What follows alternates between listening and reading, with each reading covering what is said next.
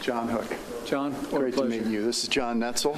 John, what a pleasure. Vice President. Thanks to see you.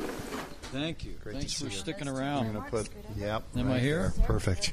You ready to roll?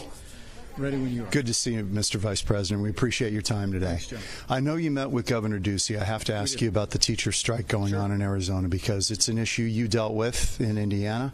It's an issue that affects 29 states right now. What's your take on what's happening here? Well, first and foremost, I'm not just a vice president, but I've been married to a school teacher for more than 30 years. My wife spent 25 years in the classroom, and I know just like Governor Ducey, just like President Trump, we hold our teachers in the highest regard.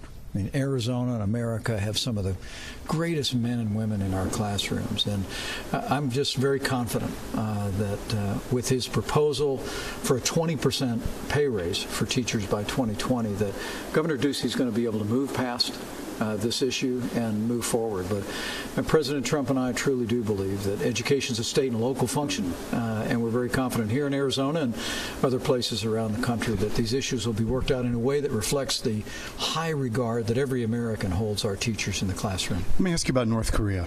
Are you concerned that expectations about what might happen in a summit with Kim Jong-un are kind of outstripping what is deliverable? Are you worried that expectations are getting too high for what may come of this? I'm very confident that that the strong economic sanctions and the clear stand that President Trump has taken regarding the regime in North Korea has brought us to this point.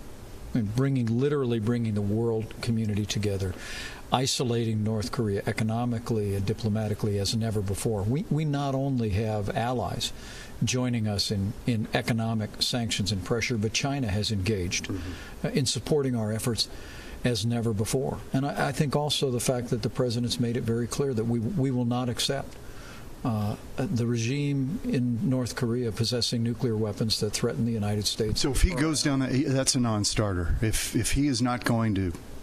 I think the President's made it very clear. Our objective is denuclearization. And from very early on, the President has stated that all options are on the table, and we brought unprecedented economic pressure to bear. But all of that, we come into this hopeful.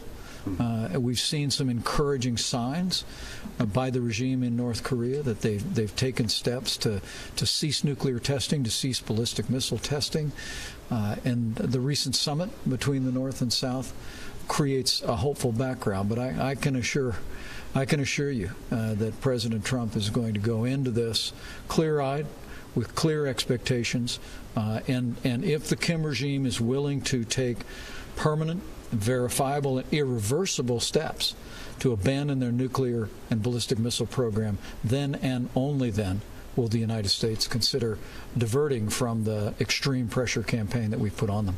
You mentioned the caravan today coming from Central America. Do we as a nation that honors immigrants as well, do we have an obligation to those folks? And the claims of asylum, can you verify them? I'm very confident that our customs and border personnel will process those and any other asylum claims consistent with American law, and that's already beginning to take place today. But let's make no mistake about it. These families and other families that are being brought from Central America, traveling thousands of miles at great risk to themselves and often with vulnerable families and vulnerable children, are being exploited. They're being exploited by organizations that are attempting to use these families to force change in America's immigration laws. And it's the reason why we need to build the wall. It's the reason why we need to close the loopholes that serve as a magnet for people to be enticed to make that long journey to the north.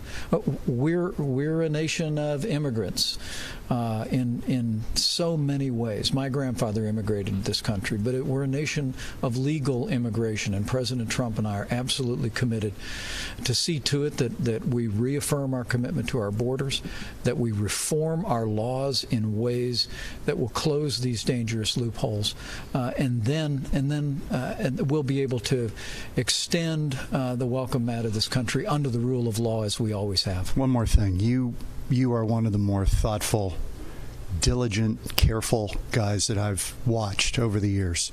I mean that as a compliment. Thank you, John.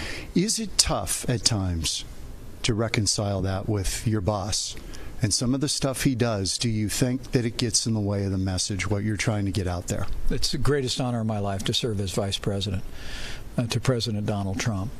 And while our styles are different, our backgrounds are different, our cause is the same. And what I see this president do every single day is get up in the morning and drive forward to keep the promises that he made to the people of Arizona and the people of this country. I think it's one of the reasons why you've seen 3 million jobs created, 85,000 new jobs here in Arizona. It's the reason why we've been able to cut taxes, roll back regulations, rebuild our military, because this president, I believe, is the right man at the right time to bring this country back, and it's my great honor to serve with him. Mr. Vice President, appreciate your time. Thank Great you, to see you. Great to see you.